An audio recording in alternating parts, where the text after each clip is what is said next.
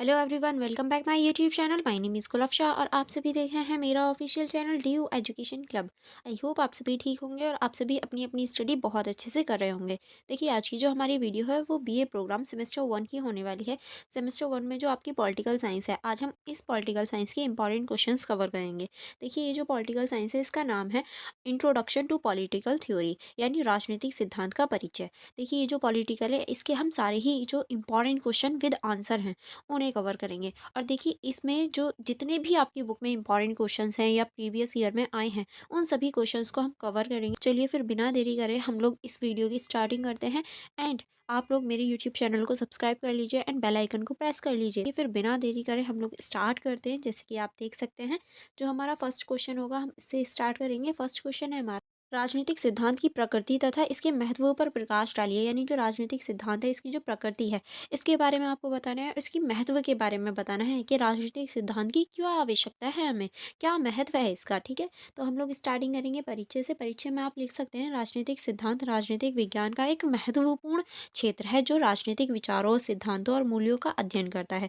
यानी जो राजनीतिक सिद्धांत है वो राजनीतिक विचारों, सिद्धांतों और मूल्यों का अध्ययन करता है। ये न केवल राजनीति के व्यवहारिक पक्ष को समझने में मदद करता है, बल्कि यह भी बताता है कि राजनीति का आदर्श स्वरूप कैसा होना चाहिए। यानी ये सिर्फ राजनीति को समझने और उसके पक्षों को समझने में हमारी हेल्प नहीं करता, बल्कि ये भी बताता है कि एक आदर्श राजनीति का जो स्वरूप है, यानी एक आदर्श राजनीति कैसी होनी चाहिए। ठीक है, चलिए आगे बढ़ेंगे। आगे अब हम देखेंगे राजनीतिक सिद्धांत की प्रकृति, यानी जो राजनीतिक सिद्धांत है उसकी प्रकृति कैसी है। इसके अंतर्गत आप लिखेंगे मानव केंद्रीय अध्ययन। किस तरह से मानव केंद्रीय अध्ययन होता है इसके अंतर्गत देख लेते हैं। इसके अंतर्गत आप लिखेंगे, राजनीतिक सिद्धांत का मुख्य केंद्र मानव और उसके समाज में सत्ता, स्वतंत्रता, समानता और न्याय जैसे मुद्दों का अध्ययन है। यानी देखिए, राजनीतिक सिद्धांत का जो केंद्र है वो सत्ता, स्वतंत्रता, समानता और न्याय के मूल्य जो हैं वो होते हैं।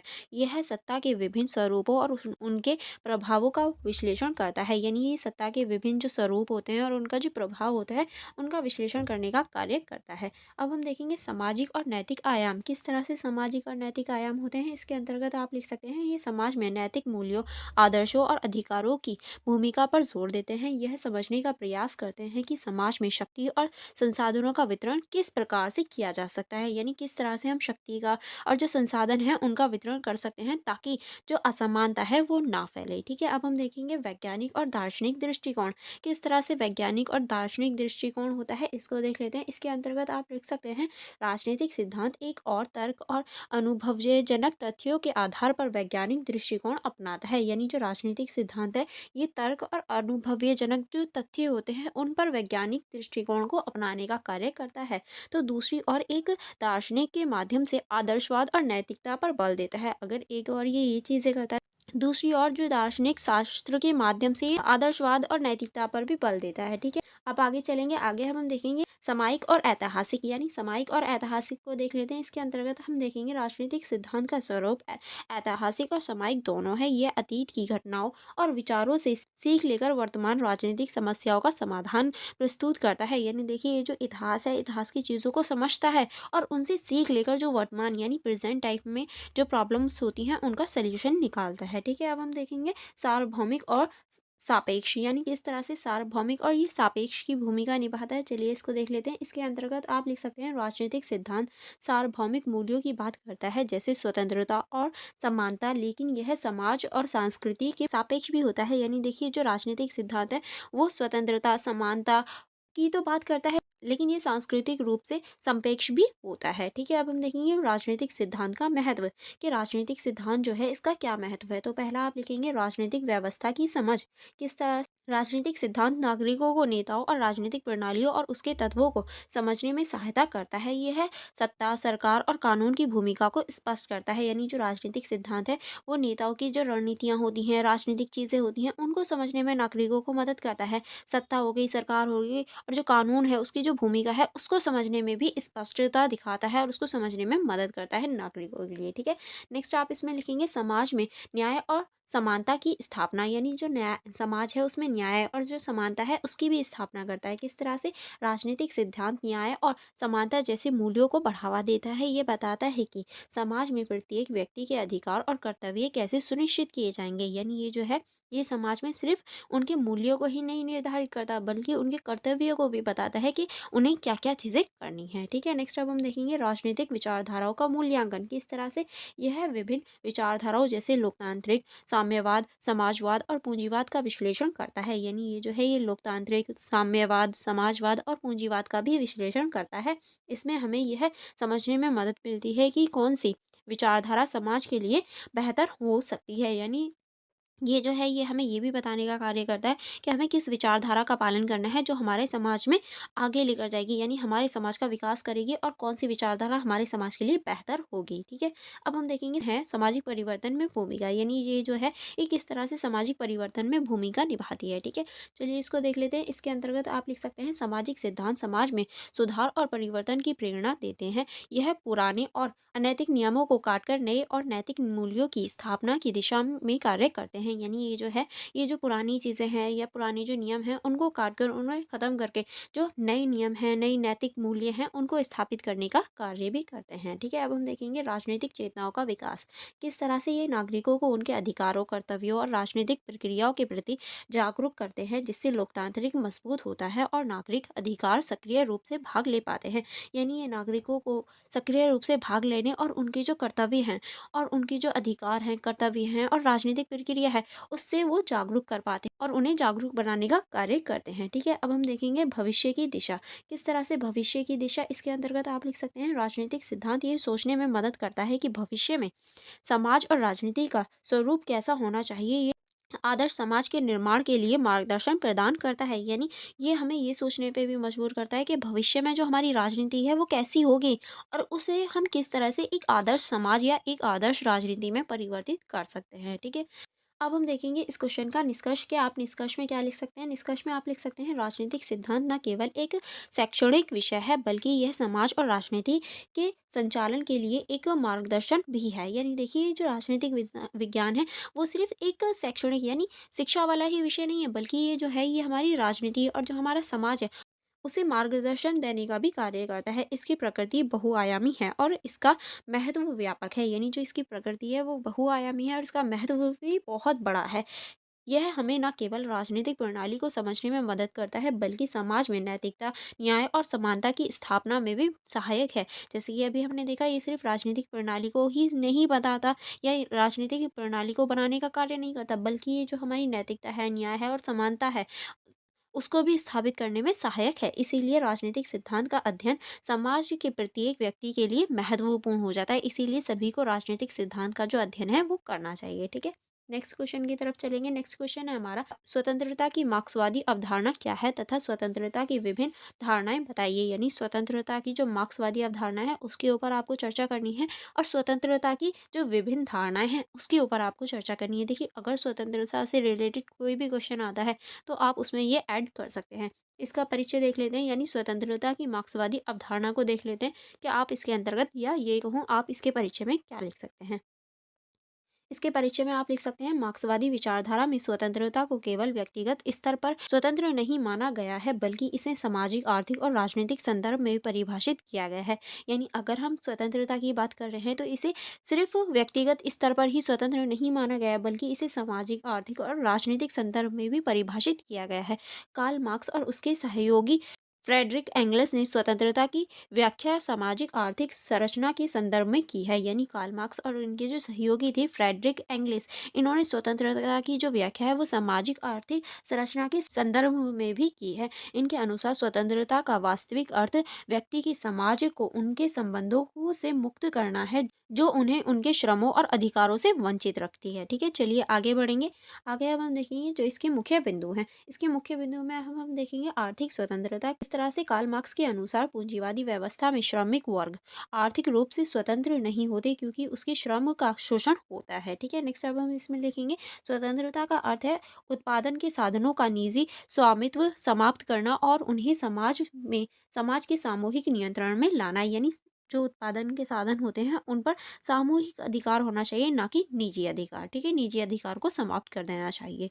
नेक्स्ट अब हम देखेंगे श्रम और स्वायत्ता। किस तरह से श्रम और स्वायत्ता है, इसके अंतर्गत आप लिखेंगे कार्ल मार्क्सवादी दृष्टिकोण में स्वतंत्रता का मतलब श्रमिक वर्गों को उस शोषण से मुक्त करना है जो पूंजीपतियों पूंजीवाद के तहत होता है, यानी जो पूंजीवाद के तहत शोषण होता है उससे ही मुक्त कर देना स्वतंत्रता होती है। ठीक है, अब हम देखेंगे श्रमिकों को उसके श्रम के उत्पादन पर उत्पादन पर पूरा अधिकार होना चाहिए, यानी श्रमिक जो हैं, जो वो बना रहे हैं या जिसका वो उत्पादन कर रहे हैं, उन पर उसका पूरा अधिकार होना चाहिए। ऐसा नहीं है मालिक का अधिकार हो, नहीं, जो काम कर रहा है उसका अधिकार होना चाहिए इनके अनुसार। ठीक है, अब हम देखेंगे सामाजिक और वर्गीय शोषण का अंत, यानी जो सामाजिक और वर्गीय शोषण होता है उसका अंत होना चाहिए।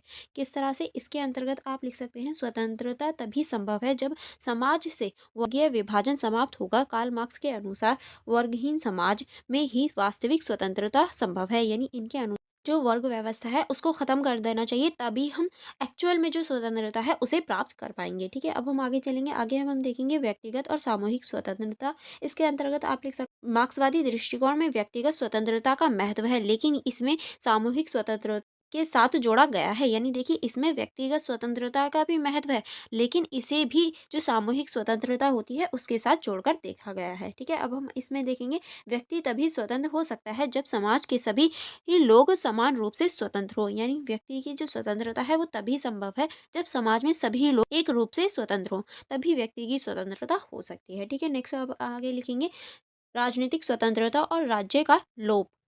किस तरह से राजनीतिक स्वतंत्रता और राज्य का लोप होता है, इसके अंतर्गत आप लिखेंगे मार्क्सवाद के अनुसार पूंजीवाद राज्य स्वतंत्रता को नियंत्रित करता है। ठीक है, नेक्स्ट अब हम देखेंगे वर्गहीन समाज में राज्य की आवश्यकता समाप्त हो जाएगी और तब वास्तविक स्वतंत्रता प्राप्त होगी, यानी देखिए वर्गहीन समाज में जो राज्य है उसकी भी आवश्यकता खत्म हो जाएगी, तभी हमें वास्तविक स्वतंत्रता प्राप्त होगी, ये मार्क्सवाद के अनुसार है। ठीक है, अब हम देखेंगे स्वतंत्रता की विभिन्न धारणाएं, यानी जो स्वतंत्रता है उसकी विभिन्न कौन कौन सी धारणाएं दे रखी हैं। स्वतंत्रता की अवधारणा को विभिन्न विचारों ने अलग अलग दृष्टिकोण से परिभाषित किया है। इन विचारकों को मुख्यतः 3 श्रेणियों में विभाजित किया है, यानी देखिए स्वतंत्रता को लेकर अलग अलग व्यक्तियों की अलग अलग दृष्टिकोण है। अब जो इन सभी दृष्टिकोणों को 3 प्रमुख श्रेणियों में विभाजित किया है, अब हम उन्हें ही देखेंगे कि किस तरह से हम इसे देख सकते हैं। पहले हम देखेंगे नकारात्मक स्वतंत्रता।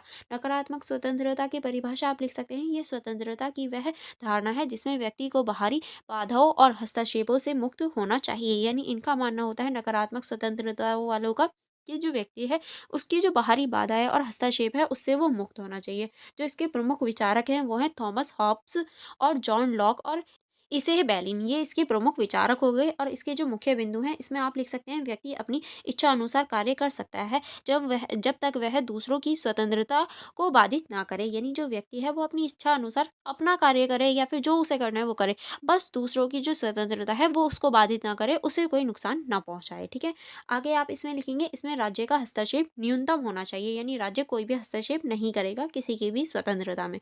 जो दूसरी स्वतंत्रता होती है वो होती है हमारी सकारात्मक स्वतंत्रता। इसकी परिभाषा देखेंगे, यह स्वतंत्रता की वह धारणा है जिसमें व्यक्ति अपनी आंतरिक क्षमताओं का पूर्ण कर सकता है, यानी ये जो है ये व्यक्ति की ऐसी स्वतंत्रता होती है जिसमें व्यक्ति जो है वो अपनी आंतरिक जो क्षमताएं हैं और जो शक्ति है उसको विकास कर सके, उसका पूरा कर सके। ठीक है, अब हम देखेंगे प्रमुख विचारक। इसके जो प्रमुख विचारक हैं वो हैं जीन जैक रूसो, हेंगेल और टी एच ग्रीन, ये इसके प्रमुख विचारक हैं। देखिए सबके विचारक बहुत ज़्यादा इंपॉर्टेंट है, तो आप सभी के विचारक भी ज़रूर याद कीजिएगा। इसके जो प्रमुख बिंदु हैं उसमें आप लिख सकते हैं व्यक्ति को अपनी इच्छाओं और लक्ष्यों को प्राप्त करने का साधन और अवसर उपलब्ध होना चाहिए, यानी इनके अनुसार जो व्यक्ति है उसको अपनी इच्छाएं और जो लक्ष्य है उसको प्राप्त करने के लिए उपयुक्त जो साधन होते हैं वो होने चाहिए, तभी तो वो अपने लक्ष्य या फिर अपनी इच्छा को पूरा कर पाएगा। इसमें राज्य और समाज की सकारात्मक भूमिका होती है, यानी राज्य भी और जो समाज है वो भी सकारात्मक रूप से भूमिका निभाता है। नेक्स्ट अब हम देखेंगे सामूहिक स्वतंत्रता। सामूहिक स्वतंत्रता की परिभाषा देखेंगे, इसके अंतर्गत आप लिख सकते हैं यह स्वतंत्रता की वह धारणा है जिसमें समाज के सभी वर्गों को समान अवसर और साधन प्राप्त होते हैं, यानी सभी वर्गों को समान अवसर और समान साधन प्राप्त होना सामूहिक स्वतंत्रता कहलाता है। और इसके जो प्रमुख विचारक हैं वो मार्क्स हैं, गांधी हैं और अंबेडकर हैं, यानी इनके अनुसार ये सामूहिक स्वतंत्रता होनी चाहिए। इसके जो प्रमुख बिंदु हैं इसमें आप लिख सकते हैं समाज में सभी व्यक्तियों को समान रूप से स्वतंत्रता प्राप्त होनी चाहिए, यानी सभी व्यक्तियों को एक समान स्वतंत्रता प्राप्त होनी चाहिए, ऐसा नहीं है किसी को कम या ज्यादा हो। ठीक है, नेक्स्ट आप इसमें लिखेंगे आर्थिक, सामाजिक और राजनीतिक समानता पर बल दिया जाता है, यानी इसके अंतर्गत जो आर्थिक है, सामाजिक है और राजनीतिक स्वतंत्रता है, उस पर बल दिया जाता है। ठीक है, अब हम देखेंगे अन्य विचारधारा के अंतर्गत पहला आप लिखेंगे राजनीतिक स्वतंत्रता व्यक्ति को अपनी सरकार चुनने और नीति निर्माण में भाग लेने का अधिकार है। यानी जो व्यक्ति है वो अपनी सरकार खुद चुन सकता है और नीति निर्माण में भी भाग ले सकता है। अब हम देखेंगे आर्थिक स्वतंत्रता व्यक्ति को अपने संसाधनों और श्रम का स्वतंत्र रूप से उपयोग करने की स्वतंत्रता। यानी व्यक्ति जहाँ चाहे वहाँ अपने संसाधनों का यूज कर सकता है और अपने श्रम का यूज कर सकता है। वो अपनी मर्जी का मालिक होना चाहिए। ठीक है, चलिए आगे बढ़ेंगे।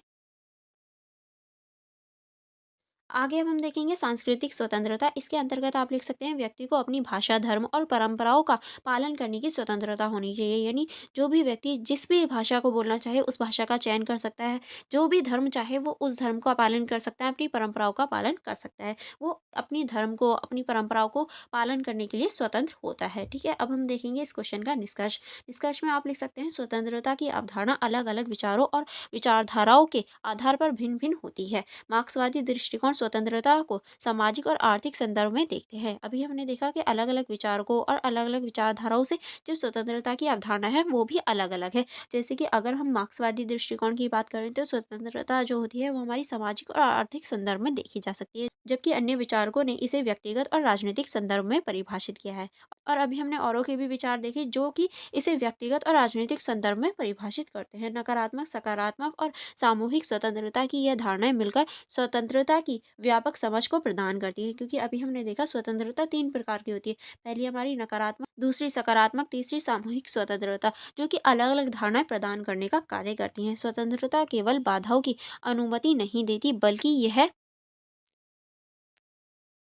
व्यक्ति और समाज दोनों के विकास के लिए अनिवार्य है। यानी देखिए ये सिर्फ बाधाओं या फिर स्वतंत्रता ही प्रदान नहीं करती बल्कि ये व्यक्ति और जो समाज है उसके विकास के लिए भी अनिवार्य है, या ये कहें इम्पॉर्टेंट है।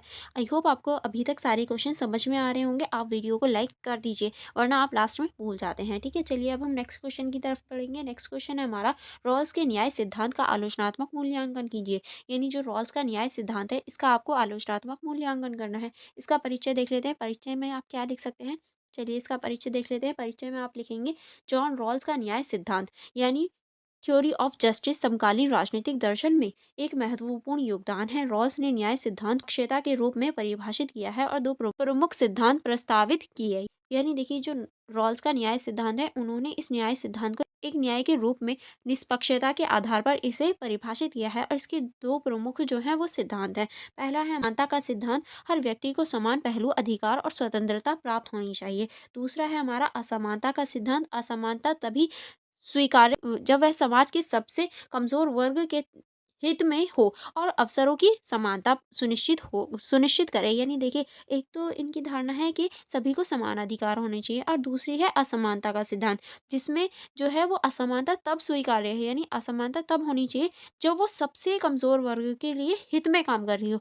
जैसे कि आपने कभी नोटिस किया होगा जो एसटी, एससी और ओबीसी होते हैं इनको थोड़ी सी रिलैक्सेशन मिलता है, या ये कहूँ इनको थोड़ी सी छूट होती है हर चीज़ में, सरकारी चीज़ में, इन्हें जॉब्स में और हर चीज़ में थोड़ी सी छूट मिलती है। अब देखिए अगर वैसे देखा जाए तो उन्हें छूट मिल रही है, जो नॉर्मल है, नॉर्मल कैटेगरी के हैं उनके साथ तो अन्याय है, बट उनकी जो जाति है या ये कहें उनके जो लोग हैं वो बहुत ज़्यादा पिछड़े हुए हैं और अब से नहीं, हमारे इतिहास से ही पिछड़े हुए हैं। और उन्हें आगे लाने के लिए उन्हें थोड़ी सी ज़्यादा चीज़ें देने की, या ये कहूँ थोड़ी सी रिलैक्सेशन देने की आवश्यकता होती है ताकि वो भी अपना विकास कर पाएँ। तो वो समाज के जो सबसे दबे हुए लोग हैं, उनकी हेल्प करता है। इसी वजह से वो जो असमानता है वो स्वीकार्य होगी या उस असमानता को स्वीकार किया जा सकता है। ठीक है, अब हम देखेंगे इसके अंतर्गत हालांकि यह सिद्धांत व्यापक रूप प्रशंसा प्राप्त करता है लेकिन इसके आलोचनात्मक पहलू को भी नजरअंदाज नहीं किया जा सकता, यानी इसकी आलोचना भी होती है। ठीक है, अब हम देखेंगे रॉल्स के न्याय सिद्धांत की आलोचना, यानी जो रॉल्स हैं इनका जो न्याय सिद्धांत है इसकी आलोचना किस आधार पर की जाती है। तो पहला हम देखेंगे आदर्शवादी दृष्टिकोण। रॉल्स का सिद्धांत अत्यधिक आदर्शवादी है और व्यवहारिक राजनीति या समाज में लागू करना कठिन है। यानी जो रॉल्स का सिद्धांत है वो बहुत ज़्यादा आदर्शवादी है, इसी वजह से इसे राजनीति या समाज में लागू करना कठिन हो जाता है। यह मूल स्थिति और अज्ञान के पर्दे जैसे विचार प्रयोग पर आधारित है जो वास्तविक स्थितियों से दूर है। यानी इस सिद्धांत के अंतर्गत जो वास्तविक स्थितियाँ होती हैं उनको नज़रअंदाज किया जाता है, इसी वजह से इसको लागू करना थोड़ा सा कठिन हो जाता है। नेक्स्ट अब हम देखेंगे सबसे कमज़ोर वर्ग की प्राथमिकता, यानी जो सबसे कमज़ोर वर्ग है उसको प्राथमिक माना जाता है। असमानता को कमजोर वर्ग के फायदे में स्वीकार करने की सिद्धांत व्यवहार में अमीर और शक्तिशाली वर्ग द्वारा दुरुपयोग किया जा सकता है। ठीक है, चलिए आगे बढ़ेंगे। आगे अब हम देखेंगे नेक्स्ट अब हम देखेंगे व्यक्तिगत अधिकारों की उपेक्षा। किस तरह से ये व्यक्तिगत अधिकारों की उपेक्षा करता है, इसके अंतर्गत आप लिख सकते हैं।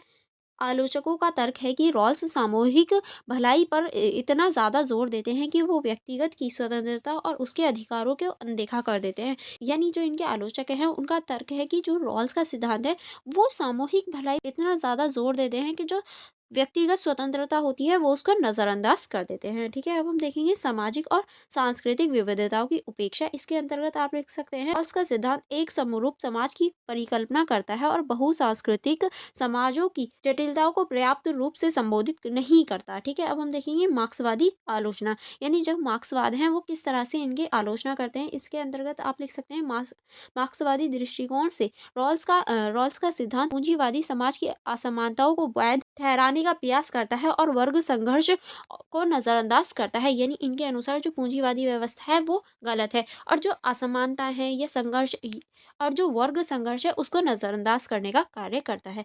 देखिए सभी जो आलोचना है वो आपको पता होनी चाहिए कि रॉल्स के सिद्धांत की किस किस ने आलोचना की है और क्या क्या आलोचना की है, क्योंकि ये इंपॉर्टेंट है। ठीक है, अब हम देखेंगे उपयोगितावादी दृष्टिकोण का विरोध। किस तरह से रॉल्स उपयोगितावाद की आलोचना करते हैं, लेकिन आलोचक मानते हैं कि उनकी अवधारणा स्वयं उपयोगितावादी तर्क पर आधारित है। यानी जो रॉल्स हैं वो खुद भी उपयोगितावादी जो सिद्धांत है उसकी आलोचना करते हैं, लेकिन जो इसके आलोचक हैं उनका मानना है कि रॉल्स का सिद्धांत भी तो उपयोगितावादी तर्क पर आधारित है, क्योंकि वह समाज के कल्याण के लिए व्यक्तिगत स्वतंत्रता को त्याग कर सकते हैं, क्योंकि उनका मानना है कि समाज की स्वतंत्रता या समाज का कल्याण पहले होता है। जो व्यक्तिगत स्वतंत्रता है वो इतनी इंपॉर्टेंट नहीं होती इनके सिद्धांत के अंतर्गत। ठीक है, अब हम देखेंगे निष्कर्ष। क्या आप इस क्वेश्चन के निष्कर्ष में क्या लिख सकते हैं? निष्कर्ष में आप लिख सकते हैं रॉल्स का न्याय सिद्धांत समकालीन समाज में न्याय की अवधारणा को समझने और लागू करने के लिए एक मजबूत आधार प्रदान करता है। हालांकि इसकी आलोचनाएं इसे लागू करने में व्यवहारिक चुनौतियों और सामाजिक विधियों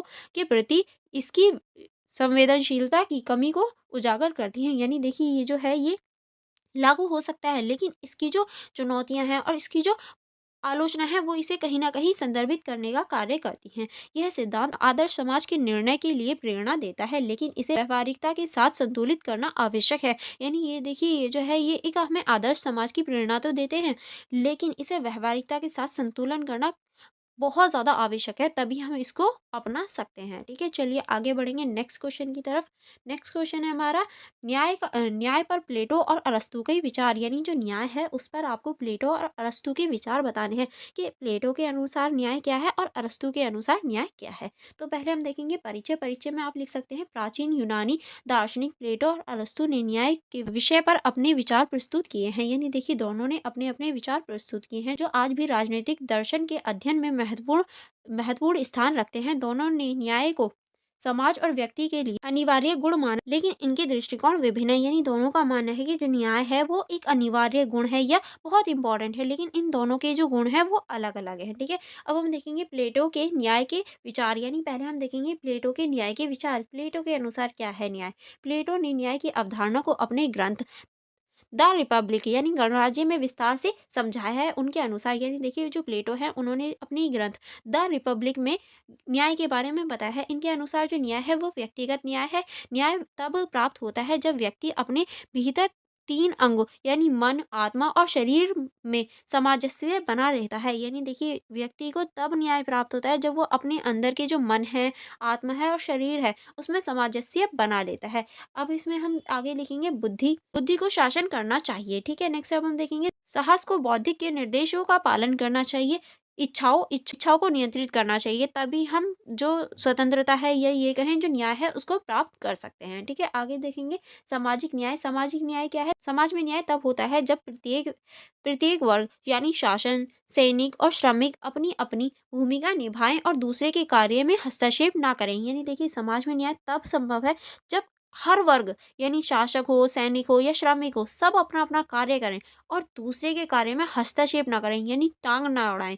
तब ही उनका जो न्याय है वो हो पाता है। इसमें उन्होंने लिखा है हर व्यक्ति को स्थान पर रहें, यानी जो हर व्यक्ति है वो अपने-अपने स्थान पर रहे, दूसरे के स्थान पर जाने की आवश्यकता नहीं है, वो अपनी ज़िम्मेदारियों को निभाए। प्लेटो के अनुसार न्याय का मूल सिद्धांत है, यही प्लेटो के अनुसार जो न्याय है उसका मूल सिद्धांत है, ठीक है? अब हम देखेंगे आदर्श राज्य और न्याय, किस तरह से इन्होंने आदर्श राज्य और न्याय को दर्शाया है। प्लेटो के अनुसार आदर्श राज्य में न्याय का अर्थ है कि हर व्यक्ति और वर्ग अपने कर्तव्यों का पालन करे और समाज में सामंजस्यता बनाए, यानी हर व्यक्ति जो है वो अपने कर्तव्यों का पालन करे और राज्य भी अपने अपने कर्तव्यों का पालन करे, तभी समाज में जो सामंजस्यता है उसको बनाया जा सकता है। अब हम देखेंगे अरस्तु के न्याय के विचार, यानी अभी हमने देखा प्लेटो के अनुसार, अब हम देखेंगे अरस्तु के अनुसार। अरस्तु के अनुसार आप लिख सकते हैं, अरस्तु ने अपनी ग्रंथ निकोमैचीन एथिक्स और पॉलिटिक्स में न्याय पर चर्चा की है। उन्होंने न्याय को नैतिकता और व्यवहारिकता से जोड़ा है, ठीक है?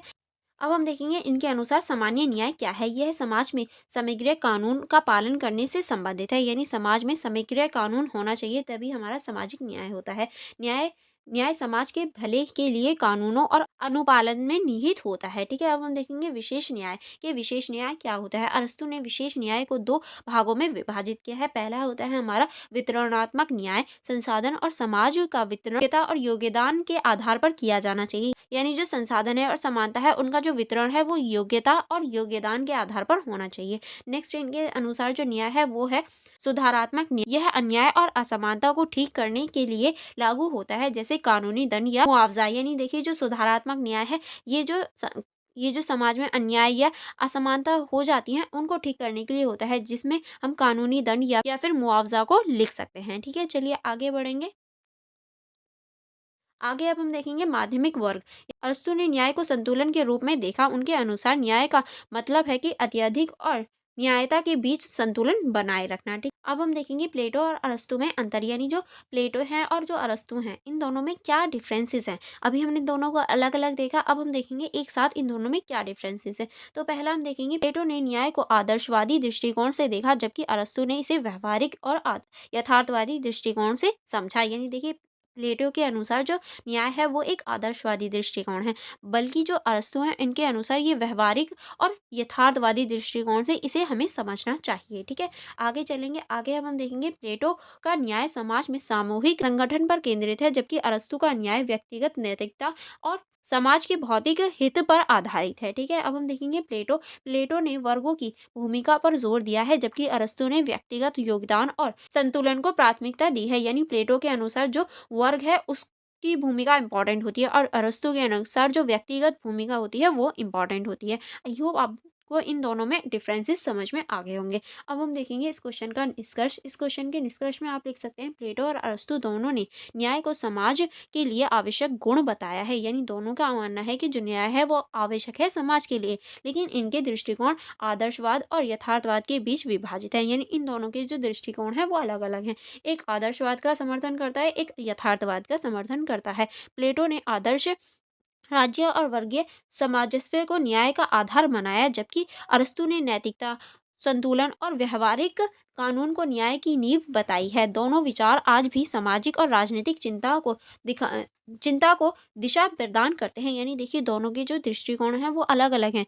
एक जो आदर्शवाद है उसको समर्थन करता है, एक यथार्थवाद को समर्थन करता है, लेकिन इसके बावजूद जो आज की सामाजिक और राजनीतिक चिंतन है उसमें ये दोनों ही इम्पोर्टेंट रोल निभाते हैं। दोनों का ही जो विचारधारा है वो इम्पोर्टेंट है। नेक्स्ट क्वेश्चन है हमारा, मानव अधिकार क्या है। समकालीन विश्व में मानव अधिकारों की सार्वभौमिकता तथा सांस्कृतिक अपेक्षा के विवाद का वर्णन कीजिए। यानी इस क्वेश्चन में आपको मानव अधिकार क्या होते हैं ये बताना है, और समकालीन विश्व में जो मानव अधिकार है उनकी जो सार्वभौमिकता है और सांस्कृतिक सापेक्षता है उसके बारे में, उसके विवाद के बारे में आपको वर्णन करना है, ठीक है? चलिए देख लेते हैं। चलिए स्टार्टिंग करेंगे। स्टार्टिंग में हम देखेंगे मानवाधिकार, सार्वभौमिकता और सांस्कृतिक जो सापेक्षता है उसका परिचय देखेंगे। परिचय में क्या लिख सकते हैं आप? परिचय में आप लिखेंगे मानवाधिकार वह मूलभूत अधिकार है जो हर व्यक्ति केवल मानव होने के नाते प्राप्त होते हैं। यानी मानव अधिकार जो है वो अधिकार होते हैं जो हर व्यक्ति को सिर्फ मानव होने के नाते ही प्राप्त होते हैं। ये अधिकार किसी की जाति, धर्म, लिंग, भाषा, राष्ट्रीयता या सामाजिक स्थिति के आधार पर भेदभाव किए बिना सभी को समान रूप से प्राप्त होते हैं। यानी इन अधिकारों के अंतर्गत जाति, धर्म, लिंग, भाषा, राष्ट्रीयता यानी देश या फिर सामाजिक स्थिति के आधार पर नहीं देखा जाता, बल्कि ये सभी मानवों को प्राप्त होते हैं सिर्फ एक इंसान होने के नाते ही। ठीक है। मानव अधिकारों की धारणा का औपचारिक विकास 1948 में संयुक्त राष्ट्र महासभा द्वारा अपनाई गई मानवाधिकारों की सार्वभौमिकता घोषणा के साथ हुआ। यानी जो मानव अधिकार हैं उनकी जो स्थापना हुई या शुरुआत हुई वो 1948 से हुई थी, जब संयुक्त राष्ट्र महासभा ने मानव अधिकार की सार्वभौमिक घोषणा की थी। ठीक है। आगे चलेंगे। आगे अब हम देखेंगे ये अधिकार व्यक्ति की स्वतंत्रता, समानता और गरिमा को सुनिश्चित करने का प्रयास करते हैं। यानी हर व्यक्ति की जो स्वतंत्रता है, समय समानता है और उसकी गरिमा को ये बनाने का कार्य करते हैं। आगे आप इसमें लिखेंगे प्रमुख मानवाधिकारों में जीवन का अधिकार, व्यक्तिगत की स्वतंत्रता, शोषण के मुक्त और शिक्षा का अधिकार शामिल होता है। ठीक है। अब हम देखेंगे समकालीन विश्वों में मानव अधिकारों की सार्वभौमिकता। मानव अधिकारों की सार्वभौमिकता का मतलब है कि यह अधिकार सभी मनुष्यों पर समान रूप से लागू होते हैं, चाहे वो कहीं भी रहता हो। यानी देखिए सार्वभौमिकता का अर्थ ही ये है कि वो सभी मानवों पर समान रूप से लागू हो, चाहे वो कहीं भी रहता हो, उसका कोई भी धर्म हो, कोई भी लिंग हो, कोई फर्क नहीं पड़ता। ठीक है। सार्वभौमिकता के पक्ष के तर्क, यानी जो सार्वभौमिकता है उसके पक्ष में कौन कौन से तर्क दिए जा सकते हैं। तो पहला हम देखेंगे समान मानव गरिमा। मानव अधिकार इस आधार पर सार्वभौमिक है कि सभी मानव समान गरिमा और मूल्य पर आधारित होते हैं। ठीक है। नेक्स्ट अब हम देखेंगे अंतर्राष्ट्रीय संधियों का प्रभाव। किस तरह से अंतर्राष्ट्रीय संधियों का प्रभाव होता है, इसके अंतर्गत आप लिख सकते हैं मानव अधिकारों की सार्वभौमिक घोषणा, अंतर्राष्ट्रीय मानवाधिकार संधि और ICESCR और क्षेत्रीय मानवाधिकार समझौते, इन अधिकारों को सभी के लिए लागू किया गया था। ठीक है। नेक्स्ट अब हम देखेंगे वैश्वीकरण और समान मूल्य। किस तरह से वैश्वीकरण और समान मूल्य, इसके अंतर्गत आप लिख सकते हैं आधुनिक युग में वैश्वीकरण और प्रौद्योगिकी ने मानव अधिकारों को अंतर्राष्ट्रीय पहचान और समर्थन दिया है। यानी हम कह सकते हैं जो आधुनिक युग है उसने वैश्वीकरण को, औद्योगिक और मानवाधिकारों को अंतर्राष्ट्रीय पहचान देने का कार्य किया है। ठीक है। चलिए आगे बढ़ेंगे। आगे अब हम देखेंगे व्यवहारिक उदाहरण। व्यवहारिक उदाहरण के अंतर्गत आप पहला लिखेंगे युद्ध और शरणार्थी संकट। सीरिया और अफगानिस्तान जैसे देशों में मानवाधिकारों के उल्लंघन पर अंतर्राष्ट्रीय हस्तक्षेप इस बात का प्रमाण है कि मानवाधिकारों को वैश्विक स्तर पर लागू करने की आवश्यकता है। यानी देखिए जो सीरिया है और अफगानिस्तान है वहाँ बहुत ज़्यादा युद्ध की स्थिति हो गई थी, या ये कहें वहाँ जो मानव अधिकार है उनका बहुत ज़्यादा उल्लंघन हुआ, जिसकी वजह से हम कह सकते हैं जो मानव अधिकार है वो वैश्विक स्तर पर होना चाहिए। नेक्स्ट अब हम देखेंगे महिला अधिकार आंदोलन। महिलाओं के लिए समान वेतन और कार्यस्थल पर सुरक्षा जैसे मुद्दे सार्वभौमिक मानवाधिकार का हिस्सा होना चाहिए ताकि महिलाओं को सुरक्षा भी मिल सके। नेक्स्ट अब हम देखेंगे मानव अधिकारों की सांस्कृतिक अपेक्षता। यानी किस तरह से जो मानव अधिकार हैं उनकी सांस्कृतिक सापेक्षता होती है। चलिए इसको देख लेते हैं।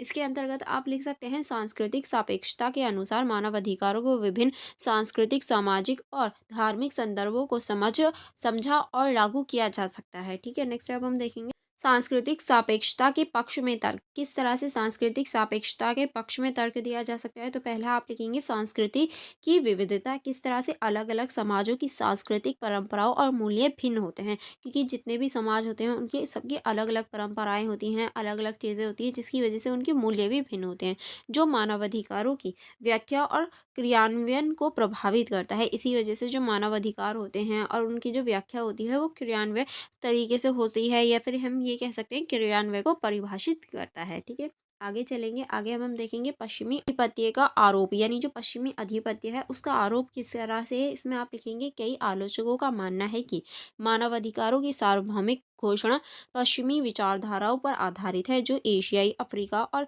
इस्लामी संस्कृति को अनदेखा करते हैं। यानी जो पश्चिमी चीज़ें हैं वो बहुत ज़्यादा बढ़ गई हैं, या पश्चिमी विचारधारा जो है वो अधिक प्रभावी है, जिसकी वजह से जो एशियाई, अफ्रीकाई और जो इस्लामी संस्कृति होती हैं उनको अनदेखा किया जाता है। अब हम देखेंगे सामाजिक संरचना का महत्व। कुछ समाजों में सामुदायिक हित व्यक्तिगत अधिकारों से अधिक महत्व रखते हैं। उदाहरण के लिए एशियाई और अफ्रीकाई समाजों में परिवार और समुदायों की प्राथमिकता अधिक होती है, ठीक है, व्यक्तिगत हिस्से भी ज़्यादा।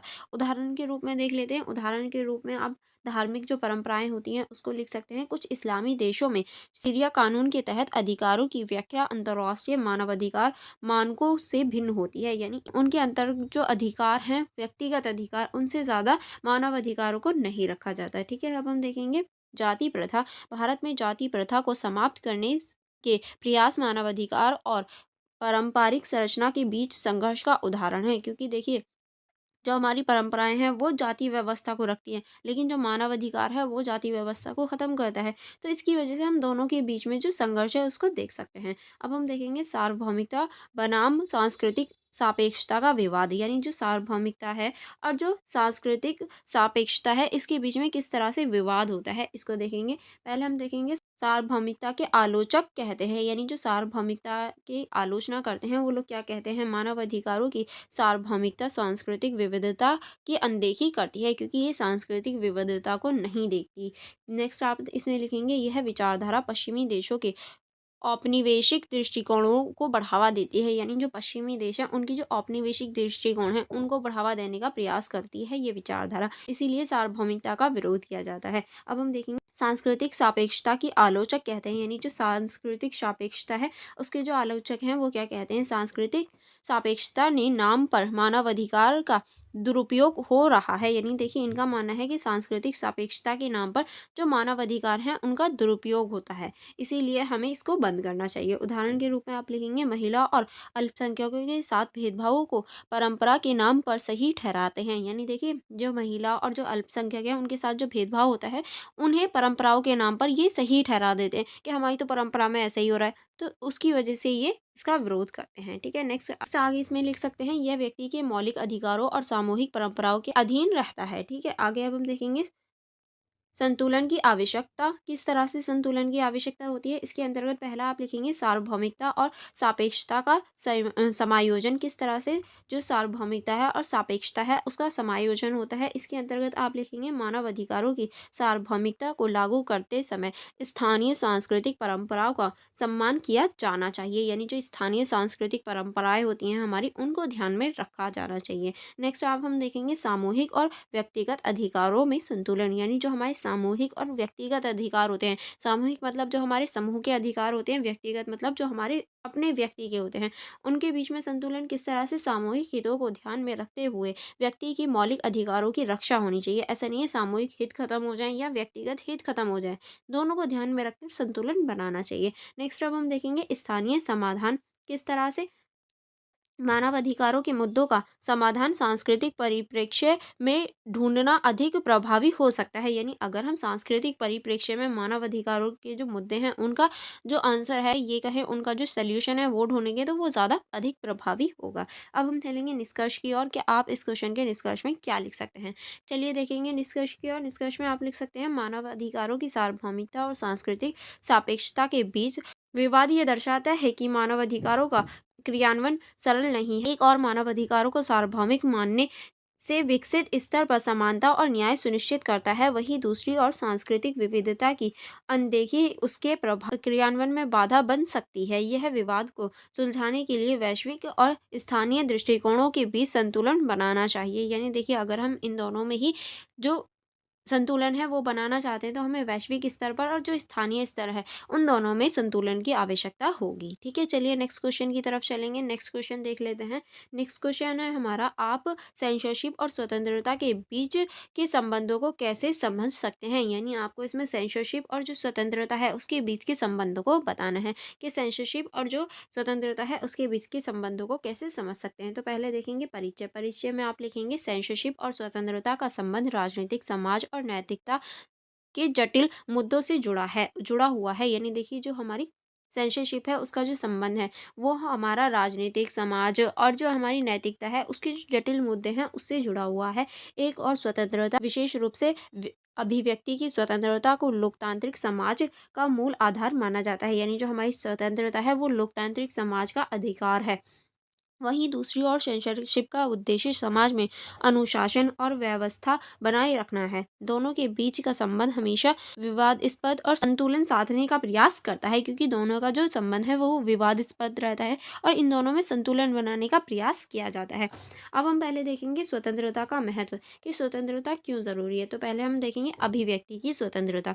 इसके अंतर्गत आप लिख सकते हैं किसी भी व्यक्ति को अपने राय व्यक्त करने, विचार साझा करने और सूचनाओं तक पहुंचने का अधिकार होना चाहिए। यह लोकतांत्रिक समाज का एक बुनियादी अधिकार है, जिससे सार्वभौमिक मानवाधिकारों की घोषणा में भी स्वीकार किया जाना चाहिए। ठीक है, नेक्स्ट अब हम देखेंगे स्वतंत्रता, सृजनात्मकता, नवाचार और व्यक्तिगत विकास को बढ़ावा देना। यानी ये जो है ये स्वतंत्रता, सृजनात्मक विचार और जो नवाचार है और जो व्यक्तिगत विकास है उसको बढ़ाने का प्रयास करता है। ठीक है, आगे हम देखेंगे लोकतंत्र और स्वतंत्रता, किस तरह से लोकतंत्र और स्वतंत्रता होती है। इसके अंतर्गत आप लिख सकते हैं स्वतंत्रता का संरक्षण लोकतंत्रों का आधार है, जहाँ नागरिक खुलकर सरकार की नीतियों की आलोचना कर सकते हैं। यानी देखिए जो स्वतंत्रता है वो एक लोकतंत्र का ही आधार है, जहां नागरिक खुलकर जो सरकार है उसकी जो नीतियां हैं, उसके जो नियम हैं, उन सभी की आलोचना कर सकते हैं। यह स्वतंत्रता और निष्पक्ष मीडिया तथा साहित्य और सांस्कृतिक विविधताओं का विकास में सहायक है, क्योंकि अगर हमें स्वतंत्रता नहीं होगी तो हमारी मीडिया भी कुछ नहीं कर सकती। इसी वजह से ये जो हमारी स्वतंत्रता है वो बहुत ज़्यादा ज़रूरी है, हमारी निष्पक्ष जो मीडिया है उसके लिए, साहित्य के लिए और जो सांस्कृतिक विविधता है उनके लिए। ठीक है, अब हम देखेंगे सेंसरशिप की भूमिका, कि सेंसरशिप भी क्यों ज़रूरी है। तो पहले हम देखेंगे सामाजिक और नैतिक सीमाएं, किस तरह से सामाजिक और नैतिक सीमा लगाता है सेंसरशिप। इसके अंतर्गत आप लिख सकते हैं सेंसरशिप का उपयोग अश्लीलता, घृणा फैलाने वाले भाषण और फर्जी सूचनाओं से रोकने के लिए किया जाता है। यानी देखिए जो सेंसरशिप होती है उसका प्रयोग जो अश्लीलता, जो बहुत ज़्यादा गंदी चीज़ें होती हैं या फिर घृणा फैलाने वाली जो भाषण होते हैं या फिर ये कहें नफ़रत फैलाने वाली या फिर जो फेक न्यूज़ होती हैं उनको रोकने के लिए प्रयोग किया जाता है सेंसरशिप का। ठीक है, यह समाज में शांति और नैतिकता बनाए रखने के लिए आवश्यक होती हैं। ठीक है, आगे चलेंगे, आगे हम देखेंगे वो राष्ट्रीय सुरक्षा और सार्वजनिक व्यवस्था। इसके अंतर्गत आप लिख सकते हैं युद्ध, आतंकवाद या संवेदनशील मामलों के दौरान सेंसरशिप का उपयोग संवेदनशील जानकारी के गलत उपयोग से बचाने के लिए किया जाता है। ठीक है, अब हम उदाहरण के रूप में देखेंगे, उदाहरण के रूप में आप लिख सकते हैं सैन्य अभियानों या आतंकवादों से संबंधित सूचनाओं पर नियंत्रण। यानी इसका जो उपयोग है वो हम सैन्य अभियान या फिर आतंकवाद से जो संबंधित सूचनाएं होती हैं उन पर नियंत्रण पाने के लिए करते हैं। ठीक है, आगे चलेंगे, आगे हम देखेंगे सांस्कृतिक और परंपराओं का संरक्षण किस तरह से। इसके अंतर्गत आप लिख सकते हैं कई बार सेंसरशिप का उपयोग समाज की संस्कृति और धार्मिक भावनाओं की रक्षा के लिए किया जाता है। यानी जो समाज की सांस्कृतिक और जो धार्मिक भावनाएं होती हैं उनकी रक्षा के लिए भी सेंसरशिप का यूज किया जाता है। सेंसरशिप और स्वतंत्रता के बीच संघर्ष, यानी इन दोनों के बीच संघर्ष कब होता है। तो देखेंगे इसके अंतर्गत अत्यधिक सेंसरशिप का खतरा कब हो जाता है। अत्यधिक सेंसरशिप का खतरा, तो आप इसके अंतर्गत लिख सकते हैं सेंसरशिप का अत्यधिक उपयोग अभिव्यक्ति की स्वतंत्रता को दबा देता है। यानी अगर हम ज़्यादा सेंसरशिप का यूज़ करते हैं तो व्यक्तिगत जो स्वतंत्रता होती है वो ख़त्म हो जाती है। तानाशाही और अधिनायकवादी शासन अक्सर सेंसरशिप का दुरुपयोग करते हैं ताकि असहमति और विरोध को कुचला जा सके। यानी देखिए जो अधिनायकवादी होती हैं या फिर तानाशाही होते हैं वो सेंसरशिप का ज़्यादा यूज़ करते हैं, ताकि जो विरोध आ रहा है या फिर कोई भी उनकी नीतियों के खिलाफ जा रहा है तो उसको दबाया जा सके। ठीक है, नेक्स्ट अब हम देखेंगे स्वतंत्रता की अराजकता, किस तरह से बिना किसी नियंत्रण के स्वतंत्रता समाज में भ्रम और शांति पैदा कर सकती है। यानी स्वतंत्रता हो लेकिन नियंत्रण के साथ हो। अगर स्वतंत्रता पर नियंत्रण नहीं होगा तो ये भ्रम पैदा करेगी, अशांति पैदा भी कर सकती है। उदाहरण के लिए फेक न्यूज़ हो सकती हैं। अगर सब स्वतंत्र है तो कोई भी कुछ भी बोल देगा, झूठ बोलने लग जाएंगे लोग, तो फेक न्यूज़ हो जाएँगी, घृणा वाली चीज़ें हो जाएँगी। यानी कोई भी कुछ भी बोल जाएगा, घृणा भाषण देगा, ऐसे भाषण दे देगा या फिर ऐसी चीज़ें बोल देगा जो दूसरी की स्वतंत्रता को हानि करे या फिर दूसरे के बारे में गलत चीज़ें हों, तो वो भी तो गलत है। इसीलिए स्वतंत्रता पर थोड़ा-सा नियंत्रण होना चाहिए। गलत सूचना का प्रसार हो सकता है, ठीक है? अब हम देखेंगे संतुलन का महत्व, यानी जो दोनों हैं, इनके जो संतुलन है बीच में, इसका क्या महत्व है? तो इसके अंतर्गत आप लिखेंगे सेंसरशिप और स्वतंत्रता के बीच संतुलन बनाना आवश्यक हो जाता है। ठीक है, नेक्स्ट आप इसमें लिखेंगे लोकतांत्रिक समाज में सेंसरशिप केवल सार्वजनिक हित और राष्ट्रीय सुरक्षा के लिए सीमित होनी चाहिए। ठीक है, अब हम देखेंगे इस क्वेश्चन का निष्कर्ष क्या। आप इस क्वेश्चन के निष्कर्ष में क्या लिख सकते हैं। निष्कर्ष में आप लिखेंगे सेंसरशिप और स्वतंत्रता के बीच का संबंध सह अस्तित्व और संतुलन का है। जहाँ सेंसरशिप का उद्देश्य समाज में अनुशासन और शांति बनाए रखना है, वहीं स्वतंत्रता व्यक्ति के अधिकारों और सृजनात्मकता का अधिकार है। दोनों के बीच का संघर्ष तभी समाप्त हो सकता है जब सेंसरशिप का उपयोग सीमित और लोकतांत्रिक मूल्यों के तहत किया जाए। यानी देखिए, दोनों के बीच का जो संघर्ष है वो तभी समाप्त होगा जब सेंसरशिप का उपयोग जो है वो लोकतांत्रिक मूल्यों के तहत किया जाए, यानी ऐसे यूज़ किया जाए कि लोकतंत्र को भी उससे कोई खतरा ना हो। ठीक है, कोई भी व्यक्तिगत स्वतंत्रता को खतरा ना हो। आगे आप इसमें लिखेंगे, लोकतंत्र में अभिव्यक्ति की स्वतंत्रता को बनाए रखते हुए जिम्मेदार सेंसरशिप के माध्यम से एक स्वस्थ समाज का निर्माण किया जा सकता है। यानी लोकतंत्र में जो जिम्मेदार सेंसरशिप होती है उसको लागू करके एक जो अच्छा लोकतंत्र है, ये कहें अच्छा समाज है, उसका निर्माण किया जा सकता है, क्योंकि दोनों ही ज़रूरी हैं।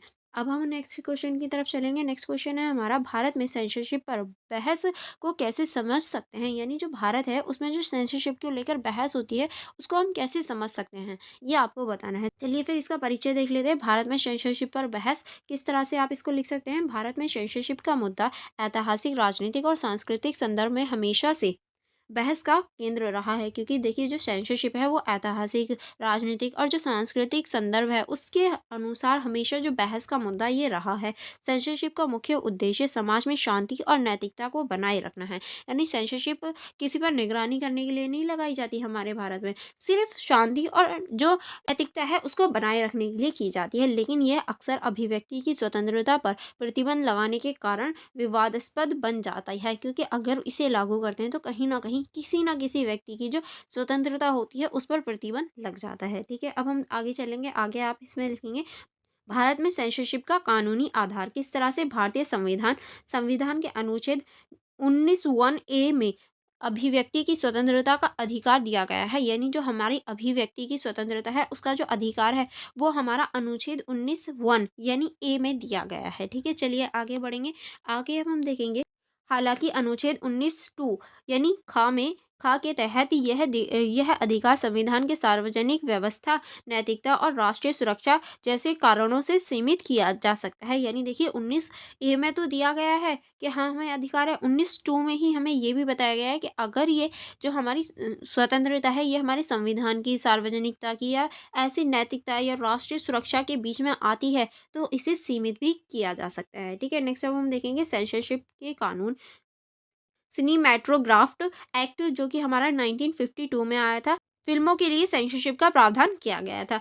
आईटी एक्ट जो कि हमारा 2000 में आया था, डिजिटल प्लेटफॉर्मों पर कंटेंट का विनियमित करते हैं। ठीक है, नेक्स्ट अब हम देखेंगे प्रेस और प्रशासन अधिनियम जो कि हमारा प्रिंट मीडिया पर नियंत्रण के लिए ये प्रावधान आया था ताकि इन लोगों पर सेंसरशिप लगाई जा सके। अब हम देखेंगे सेंसरशिप के पक्ष में तर्क। यानी जो सेंसरशिप है इसके जो पक्ष में तर्क दिए जाते हैं। अब ऐसा तो नहीं हर कोई सेंसरशिप के विरोध में ही रहता है, कुछ जो व्यक्ति हैं वो इसके तर्क भी देते हैं, यानी इसके पक्ष में भी होते हैं। तो अब उन्हीं के हम पक्षों की तर्क देखेंगे। तो इसमें पहला आप लिख सकते हैं, सांप्रदायिक शांति और सार्वजनिक व्यवस्था किस तरह से। भारत एक बहु सांस्कृतिक और बहुधार्मिक समाज है। सेंसरशिप का उपयोग सांप्रदायिक स्थिरता रोकने के लिए किया जा सकता है। ठीक है, उदाहरण के लिए धार्मिक भावनाओं का आहत करने वाले कंटेंट पर प्रतिबंधन लगाकर। ठीक है, नेक्स्ट अब हम देखेंगे राष्ट्रीय सुरक्षा किस तरह से। जो राष्ट्रीय सुरक्षा है, आतंकवाद, नफरत फैलाने वाली भाषण और संवेदनशील जानकारी के प्रसार को रोकने के लिए भी किया जा सकता है। उदाहरण के लिए आप लिख सकते हैं संवेदनशील, सैन्य या खुफिया जानकारी सार्वजनिक प्रसार, यानी जो खुफिया जानकारी होती है उनको ना दिखाने पर भी सेंसरशिप लगाई जा सकती है। नेक्स्ट अब हम देखेंगे नैतिकता और सांस्कृतिक संरक्षण किस तरह से। अश्लीलता, हिंसा और आपत्तिजनक सामग्रियों पर रोक लगाने के लिए भी सेंसरशिप का उपयोग किया जाता है। अब हम देखेंगे सेंसरशिप के विरोध में तर्क। यानी देखिए ये जो हो गए ये हमारे हो गए इसके समर्थन में। अब जो इसका विरोध करते हैं सेंसरशिप का, उनके क्या तर्क होते हैं। तो इसके अंतर्गत आप लिखेंगे अभिव्यक्ति की स्वतंत्रता पर हमला किस तरह से सेंसरशिप का दुरुपयोग अभिव्यक्ति की स्वतंत्रता को कुचलने के लिए कर सकते हैं। उदाहरण के लिए सरकार द्वारा आलोचनाओं और विरोधों को दबाने के लिए सेंसरशिप का उपयोग किया जा सकता है। नेक्स्ट अब हम देखेंगे लोकतांत्रिक मूल्यों के लिए खतरा किस तरह से। अत्यधिक सेंसरशिप लोकतांत्रिक मूल्यों और स्वतंत्र मीडिया के लिए खतरा पैदा कर देती है। उदाहरण के लिए आप इसमें लिखेंगे विवादास्पद फिल्में, किताबें, कला पर प्रतिबंध भी जो है ये सेंसरशिप के खिलाफ हो जाता है। नेक्स्ट अब हम देखेंगे सृजनात्मकता और नवाचार पर प्रभाव। किस तरह से सेंसरशिप से साहित्य, सिनेमा और कला में स्वतंत्र अभिव्यक्ति बाध्य हो सकती है, ठीक है, जिसकी वजह से जो नवाचार है या संरचनात्मक चीजें हैं वो नहीं पहुंच पाती या नहीं प्राप्त कर पाती, ठीक है। हाल की घटनाएं और विवाद, यानी जो हाल की घटनाएं हुई हैं और जो विवाद हुए हैं सेंसरशिप की वजह से। तो पहला आप लिखेंगे डिजिटल प्लेटफॉर्म और सेंसरशिप। डिजिटल युग में सरकारें सोशल मीडिया और ओटीटी प्लेटफॉर्मों पर कंटेंट को नियंत्रित करने के लिए नई नीतियां लागू करती है, यानी मीडिया पर, सोशल मीडिया पर जो कंटेंट होता है उसको नियंत्रित करने के लिए नई नई नीतियां लागू करती है, ताकि जो अश्लीलता है या फिर जो बुरी चीजें हैं वो समाज में ना आए। आगे अब हम देखेंगे इसका समर्थन और विरोध दोनों हुआ है, यानी इसका समर्थन भी करते हैं और इसका विरोध भी होता है, क्योंकि कहीं ना कहीं ये बहुत ज्यादा प्रभावी होता है। आगे अब हम देखेंगे विवादित फिल्में और किताबें, यानी विवादित जो फिल्में होती हैं, जो किताबें होती हैं, कई बार धार्मिक या राजनीतिक संवेदनाओं और आधार पर फिल्मों और किताबों को सेंसर किया जाता है, जिससे स्वतंत्रता बनाम सेंसरशिप बहस गहरी हो जाती है। यानी देखिए कई बार ऐसे होता है कि बहुत सारी फिल्में या फिर जो किताबें होती हैं वो बहस का मुद्दा बन जाती हैं, जिसमें स्वतंत्रता बनाम जो सेंसरशिप है ये जो मुद्दा होता है ये उठ जाता है, ठीक है। अब हम देखेंगे इस क्वेश्चन का निष्कर्ष। क्या आप इस क्वेश्चन के निष्कर्ष में क्या लिख सकते हैं? चलिए इस क्वेश्चन के निष्कर्ष को देखेंगे। निष्कर्ष में आप लिख सकते हैं भारत में सेंसरशिप पर बहस स्वतंत्रता और अनुशासन के बीच संतुलन की आवश्यकता को दर्शाता है, क्योंकि देखिए अगर सेंसरशिप होगी तो बहुत ज़्यादा ना हो, स्वतंत्रता भी हो और सेंसरशिप भी हो, दोनों के बीच में जो संतुलन है वो आवश्यक होता है। जहाँ सेंसरशिप का उद्देश्य समाज में शांति और नैतिकता बनाना है, क्योंकि सेंसरशिप का जो उद्देश्य होता है वो समाज में शांति और जो नैतिकता होती है उसको बनाना होता है। वहीं इसका दुरुपयोग लोकतांत्रिक मूल्यों और अभिव्यक्ति की स्वतंत्रता के लिए खतरा बन सकता है। अगर इसका दुरुपयोग यानी मिसयूज किया जाए तो जो लोकतांत्रिक मूल्य हैं, अभिव्यक्ति की स्वतंत्रता है, उसके लिए खतरा पैदा हो जाता है। यह सूचित करना महत्वपूर्ण है कि सेंसरशिप का उपयोग केवल सार्वजनिक हित और राष्ट्रीय सुरक्षा के लिए किया जाए, यानी ये भी बताना जरूरी है कि जो सेंसरशिप का यूज हो रहा है वो सिर्फ सार्वजनिक हित के लिए किया जाए या फिर राष्ट्रीय सुरक्षा के लिए किया जाए, ना कि असहमति या आलोचना को दबाने के लिए। यानी सिर्फ राष्ट्रीय हित की जो सुरक्षा होती है या राष्ट्र की जो सुरक्षा होती है उसके लिए किया जाए। कोई भी असहमति या फिर कोई भी आलोचना दबाने के लिए हम सेंसरशिप का यूज नहीं कर सकते, ठीक है। अब हम आगे चलेंगे नेक्स्ट क्वेश्चन की तरफ। नेक्स्ट क्वेश्चन है हमारा, नारीवाद के विचारों पर चर्चा करें, नारीवाद के विभिन्न तरंगों की व्याख्या करें। यानी आपको नारीवाद के जो विचार हैं इनके ऊपर चर्चा करनी है और नारीवाद की जो विभिन्न तरंगे हैं इनके ऊपर आपको व्याख्या करनी है। चलिए फिर देख लेते हैं। इसके आप परिचय में लिखेंगे। परिचय में आप लिख सकते हैं नारीवाद एक सामाजिक, राजनीतिक और वैचारिक आंदोलन है। यानी नारीवाद जो है एक सामाजिक, राजनीतिक और वैचारिक आंदोलन है। इसका उद्देश्य लैंगिक समानता स्थापित करना और महिलाओं को उनके अधिकारों, स्वतंत्रता, समानता के लिए प्रेरित करना है। यानी देखिए ये जो है ये समाज में जो लैंगिक असमानता है उनको समाप्त करने और महिलाओं को समान अधिकार और स्वतंत्रता प्रदान करने के लिए प्रयास करता है। सत्तात्मक संरचना और लैंगिक भेदभाव के खिलाफ आवाज उठाने पर केंद्रित है। नारीवाद न केवल महिलाओं की स्थिति सुधारने का आंदोलन है बल्कि समाज में सभी के लिए न्याय और समानता की वकालत करता है। यानी देखिए जो नारीवाद है वो सिर्फ महिलाओं के लिए ही कार्य नहीं करता बल्कि जो पिछड़े वर्ग हैं और भी जो समाज में सभी समूह हैं उनके लिए कार्य करता है, उनके लिए न्याय और समानता की मांग करता है, ठीक है। चलिए आगे बढ़ेंगे। आगे अब हम देखेंगे नारीवाद के प्रमुख विचार कि जो नारीवाद है इसके जो प्रमुख विचार हैं वो कौन कौन से हैं। पहला हम देखेंगे लैंगिक समानता। इसके अंतर्गत आप लिखेंगे पुरुष और महिलाओं को समान अवसर और अधिकार मिलने चाहिए, ठीक है। नेक्स्ट अब हम देखेंगे पितृसत्ता का विरोध। पितृसत्तात्मक संरचना को महिलाओं को दबाती है, उन्हें चुनौती देती है, इसीलिए पितृसत्तात्मकता का ये विरोध करते हैं। नेक्स्ट अब हम देखेंगे महिलाओं का सशक्तिकरण। शिक्षा, रोजगार और निर्णय लेने में महिलाओं की भूमिका को मजबूत बनाने का प्रयास करते हैं नारीवादी आंदोलन जो होते हैं, ठीक है। चलिए आगे बढ़ेंगे। आगे अब हम देखेंगे सांस्कृतिक और सामाजिक मान्यताओं का विरोध। यानी जो सांस्कृतिक होती हैं, सामाजिक होती हैं, उनकी मान्यताओं का विरोध करते हैं। किस तरह से? महिलाओं के प्रति रूढ़िवादी सोच और भेदभावपूर्ण प्रथाओं को समाप्त कर देते हैं, ठीक है। नेक्स्ट आप इसमें लिखेंगे नारीवाद की विभिन्न तरंगे। अब हम देखेंगे नारीवाद की जो तरंगे हैं वो कौन कौन सी हैं। तो पहली जो तरंग है वो आई थी 19वीं से 20वीं सदी की शुरुआत में, यानी 19वीं और 20वीं सदी की शुरुआत में आई थी पहली तरंग, जिसकी जो मुख्य मुद्दे थे वो थे महिलाओं को वोट देने का अधिकार। यानी जो महिलाएं हैं उन्हें वोट देने का अधिकार पहली जो तरंग है या ये पहली जो लहर है उसमें आया था। संपत्ति और शिक्षा में महिलाओं के अधिकारों की बात भी की गई थी। अब हम देखेंगे प्रमुख जो आंदोलन थे। इसमें आप लिखेंगे अमेरिका और यूरोप में महिला मताधिकार के लिए संघर्ष किए गए। अब इसके जो प्रमुख नेता थे वो थे सुसन बी एथनी हेमेलिनी परखेस्टर, ये इसके जो प्रमुख नेता थे वो थे। ठीक है, तो आपको इसके प्रमुख नेता भी पता होनी चाहिए। अब हम देखेंगे इसका परिणाम कि इसका परिणाम क्या हुआ। महिलाओं को राजनीतिक अधिकार और कानूनी समानता की दिशा में प्रासंगिकता मिल गई। अब देखेंगे जो दूसरी तरंग थी या दूसरी लहर थी,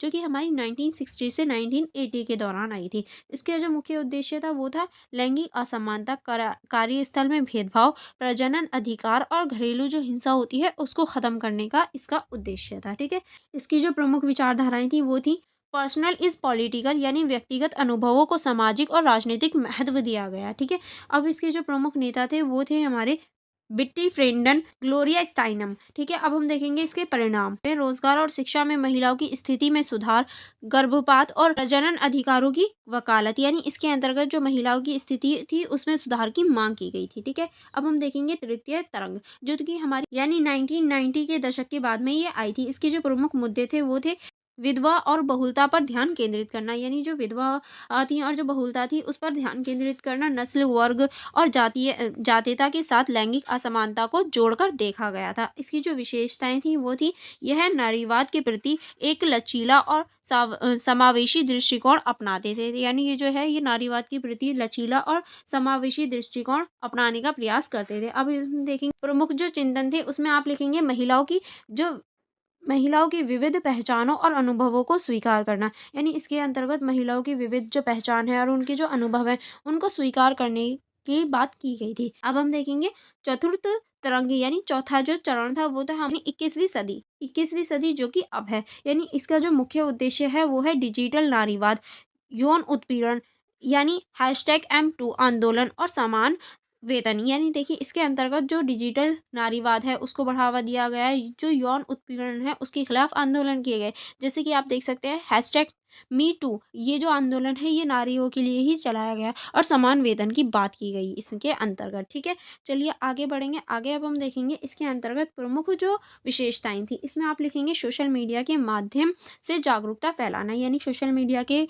माध्यम से इसमें जागरूकता फैलाई गई, यौन उत्पीड़न के खिलाफ वैश्विक आंदोलन चलाए गए। अब हम देखेंगे वर्तमान ध्यान, इसके अंतर्गत आप लिख सकते हैं पुरुष और महिलाओं के बीच गहरी समानता की स्थापना और सामाजिक बदलाव लाए गए। ठीक है, अब हम देखेंगे इस क्वेश्चन का निष्कर्ष। क्या आप इस क्वेश्चन के निष्कर्ष में क्या लिख सकते हैं? नारीवाद की विभिन्न तरंगों ने महिलाओं के अधिकारों और स्वतंत्रता के लिए संघर्ष करते हुए समाज को बदलने में महत्वपूर्ण भूमिका निभाई है। प्रत्येक तरंग ने नारीवाद के विचारों को समय के साथ विस्तृत और परिष्कृत किया। समकालीन नारीवाद न केवल लैंगिक समानता पर जोर देता है बल्कि ये समाज में विविधता, समावेशिता और समानता के व्यापक लक्ष्य को भी आगे बढ़ा। यानी देखिए विविधता, समावेशिता और जो समानता है उसको ही नहीं, जो इसकी व्यापक लक्ष्य हैं उनको भी आगे बढ़ाने का कार्य करता है। और यहाँ हमारे फुल बुक जो एक्सप्लेनेशन है या ये कहूँ फुल बुक जो इंपॉर्टेंट क्वेश्चंस हैं वो कवर हो जाते हैं। अगर आपको कोई डाउट हो या कोई प्रॉब्लम हो तो आप मुझसे कमेंट बॉक्स में पूछ सकते हैं। Otherwise for more information, for more connectivity आप मेरे टेलीग्राम ग्रुप को ज्वाइन कर सकते हैं। आप मेरी इंस्टाग्राम आईडी को चेकआउट कर सकते हैं और इनका लिंक आपको डिस्क्रिप्शन बॉक्स में भी मिल जाएगा। एंड अगर आप इन सभी की सेल्फ स्टडी करना चाहते हैं, सारे नोट्स की सेल्फ स्टडी करना चाहते हैं, तो आप मेरी जो यूट्यूब की मेंबरशिप है उसको ज्वाइन कर सकते हैं। यूट्यूब की मेंबरशिप को ज्वाइन करने के बाद में आप मुझे टेलीग्राम पर मैसेज कर सकते हैं। मैं वहाँ आपको पूरे जो नोट्स हैं वो प्रोवाइड करवा दूँगी। अगर आपको कोई कन्फ्यूजन हो या कोई प्रॉब्लम हो तो आप मुझसे कमेंट बॉक्स में पूछ सकते हैं। अदरवाइज़ मेरी वीडियो को लाइक करना एंड मेरे यूट्यूब चैनल को सब्सक्राइब करना मत भूलिएगा। चलिए फिर मिलेंगे नेक्स्ट वीडियो में। Thank you for watching everyone.